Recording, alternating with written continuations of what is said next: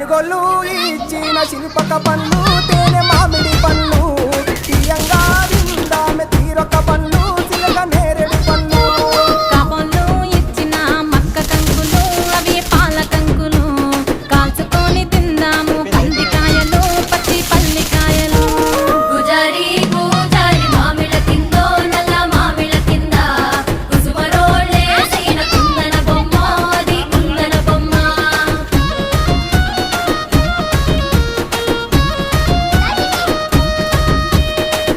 కళ్ళు దూరం పెట్టాలి. దూరం ఉండు. బెస్తలు వేసిన పచ్చి చేపలు అవి వట్టి చేపలు కమ్మంగా